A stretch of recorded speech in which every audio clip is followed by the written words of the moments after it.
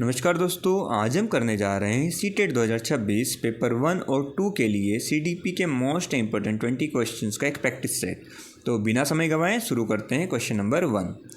विकास की प्रक्रिया बालक की गर्भावस्था से लेकर जीवन पर्यंत तक क्रम में चलती रहती है तथा प्रत्येक अवस्था का प्रभाव दूसरी अवस्था पर पड़ता है। यह कथन किसका है? गेसेल का, हरलॉक का, पियाजे का या सुकरात का? तो यह आंसर होगा आपका ऑप्शन बी, हरलॉक का। क्वेश्चन 2। एक बच्चे की वृद्धि और विकास के अध्ययन की सर्वाधिक अच्छी विधि कौन सी है? मनोविश्लेषण विधि, तुलनात्मक विधि, विकासीय विधि या सांख्यिकी विधि? तो देखें, बच्चे के विकास और वृद्धि के बारे में अध्ययन करना है तो इसका आंसर होगा सी, विकासीय विधि। निम्न में से किस स्तर में बच्चे अपने समकक्षी वर्ग के सक्रिय सदस्य बनते हैं? ए, किशोरावस्था, वयस्क अवस्था, प्राक अवस्था, प्राक बाल्यावस्था या बाल्यावस्था? तो देखिए, आपका जो आंसर होगा यहाँ पर ए होगा आंसर, किशोर अवस्था, क्योंकि बच्चा यहाँ पर अपने आप को हीरो और सक्रिय सदस्य मानने लगता है। 4th, किस अवस्था में बालकों में नई खोज करने की और घूमने की प्रवृत्ति बहुत अधिक बढ़ जाती है? नई खोज करना और घूमना।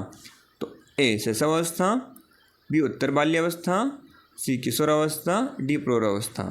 तो देखो, इसका आंसर होगा ऑप्शन बी, उत्तर बाल्य अवस्था। क्वेश्चन 5। निम्नलिखित में से कौन सा कथन सत्य है? ए, शिक्षक द्वारा प्रश्न पूछना संज्ञानात्मक विकास में बाधक है।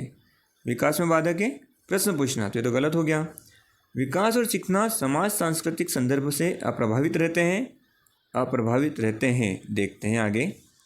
सी, शिक्षार्थी एक सुनिश्चित तरीके से सीखते हैं, ऐसा जरूरी नहीं है। खेलना संज्ञान और सामाजिक दक्षता के लिए सार्थक है। अब देखिए बी, विकास और सीखना सामाजिक संदर्भ से अप्रभावित रहते हैं, ये गलत बात हो गई है ना। सीखना और विकास में समाज का और संस्कृति का बहुत मुख्य रोल होता है, तो ऑप्शन बी आपका गलत हो जाएगा। तो वैसे ऑप्शन डी, खेलना संज्ञान और सामाजिक दक्षता के लिए सार्थक है। प्रकृति पोषण विवाद में प्रकृति से क्या अभिप्राय है? ए, जैविकीय विशिष्टताएं या वंशानुक्रम सूचनाएं, व्यक्ति की मूल प्रवृत्ति, भौतिक संसार की जटिल शक्तियाँ, हमारे आसपास का वातावरण। देखें, प्रकृति पोषण में प्रकृति की बात हो रही है, तो ए, जैविक विशिष्टताएं और वंशानुक्रम सूचनाएं देखते हैं, पर देखिए भौतिक संसार तो नहीं आएगा और हमारे आसपास का वातावरण भी नहीं आएगा। अब व्यक्ति की मूल प्रवृत्ति, यह भी नहीं आएगी, क्योंकि इससे भी ज़्यादा इन डेप्थ जो बात कही है वो कही है वंशानुक्रम सूचनाएं और जैविक विशिष्टताएं।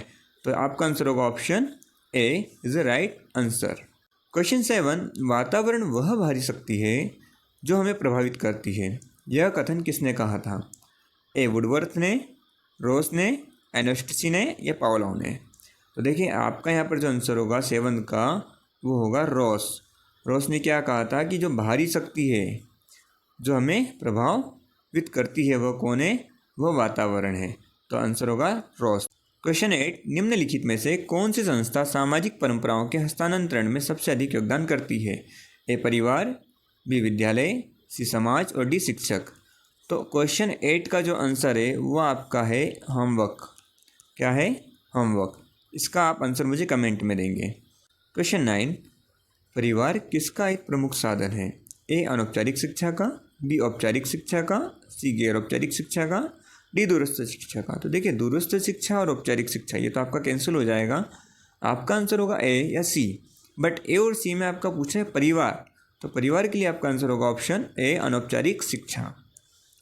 क्वेश्चन 10। निम्नलिखित में से कौन सा सामाजिकरण का एक प्रमुख कारक है? ए, कंप्यूटर, आनुवांशिकता, परिवार और राजनीतिक दल? देखिए, कंप्यूटर, आनुवांशिकता और राजनीतिक दल ये आपके कोई आंसर नहीं होंगे, आपका आंसर होगा ऑप्शन सी।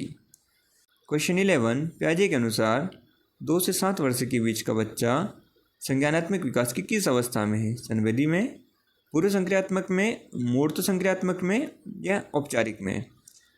तो देखिए, संवेदी में आपकी क्या होगा? संवेदी में आपका होगा जन्म से 2 वर्ष, पूर्व में क्या होगा 2 से 7 वर्ष, मूर्त में क्या होगा 7 से 11 वर्ष और अमूर्त में क्या होगा 11 वर्ष के बाद। तो आपके पास यहाँ पर क्या दिया है 2 से 7 वर्ष, तो 2 से 7 वर्ष क्या होगा? पूर्व संक्रियात्मक। क्वेश्चन नंबर 12, एक बच्चे को सहारा देने की मात्रा एवं आकार में परिवर्तन, सहारा देने की मात्रा और प्रकार में परिवर्तन किस बात पर निर्भर करता है? अध्यापक की मनोदशा पे, बच्चे की नैसर्गिक योग्यताओं पर, कार्य के प्रति प्रस्तावित पुरस्कार पर, या बच्चे के निष्पादन के स्तर पर। तो देखिए अध्यापक की मनोदशा तो गलत हो जाएगा। सी, कार्य के लिए प्रस्तावित पुरस्कार पर, सहारा देने की मात्रा की बात हो रही है, और बच्चे के निष्पादन के स्तर पर। तो आपका अगर देखें यहाँ पर बच्चे की नैसर्गिक योग्यताएं, अध्यापक की मनोदशा और कार्य के प्रस्तावित पुरस्कार, ये तीनों क्या हो जाएंगे? आपके गलत हो जाएंगे। आपका आंसर होगा ऑप्शन डी, बच्चे के निष्पादन के स्तर पर। क्वेश्चन 13, निम्नलिखित में से किस एक से शिशु के अधिगम को सहायता नहीं मिलती है? ए, अनुकरण से, अभिप्रेरणा से, स्कूल के बस्ते से, या पुरस्कार से। देखिए अनुकरण से तो मिलती है, अभिप्रेरणा से भी मिलेगी। यहाँ पर अधिगम की बात हो रही है, तो अधिगम पुरस्कार भी हो सकता है, बट स्कूल के बस्ते से यहाँ पर ऑप्शन नहीं आएगा। तो आंसर होगा ऑप्शन सी। अनुभव द्वारा व्यवहार में परिवर्तन क्या कहलाता है? ए, स्मृति, बी, सीखना, सी, प्रेरणा, डी, चिंतन।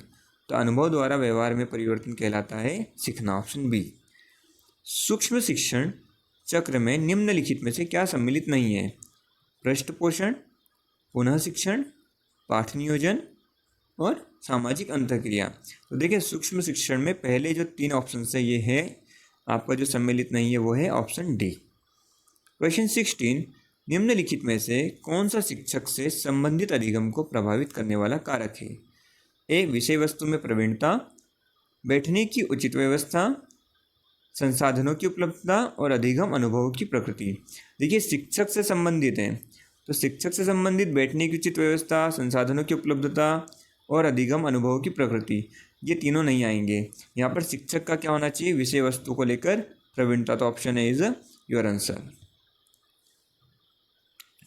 क्वेश्चन नंबर 17, समावेशी शिक्षा निम्न में से किससे प्राप्त कर अपने उद्देश्य को प्राप्त करती है?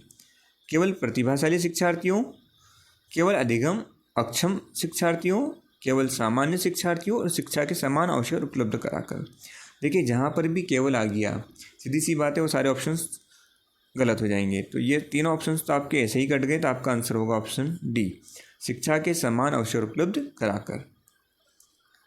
क्वेश्चन 18, बहुकारक सिद्धांत के समर्थक निम्नलिखित में से कौन है? बीने साइमन, थॉर्नडाइक, स्टैनफोर्ड और गार्डनर। तो देखें यहाँ पर बहुकारक है, बहुबुद्धि नहीं है, ध्यान रखिएगा। तो बहुकारक के जो समर्थक है वो कौन है? थॉर्नडाइक। तो आपका आंसर होगा option B. Question number 19, Gardner ने 9 प्रकार की बुद्धि की चर्चा की है, इनमें से कौन शामिल है? स्तर बुद्धि, परास बुद्धि, भाषाई बुद्धि और बुद्धि स्वरूप। तो देखें जो मल्टीपल इंटेलिजेंस है ना, बहुबुद्धि जो है, उसमें आपका जो आंसर है इन चारों में से ऑप्शन सी, लिंग्विस्टिक इंटेलिजेंस या भाषाई बुद्धि, ऑप्शन सी। क्वेश्चन 20,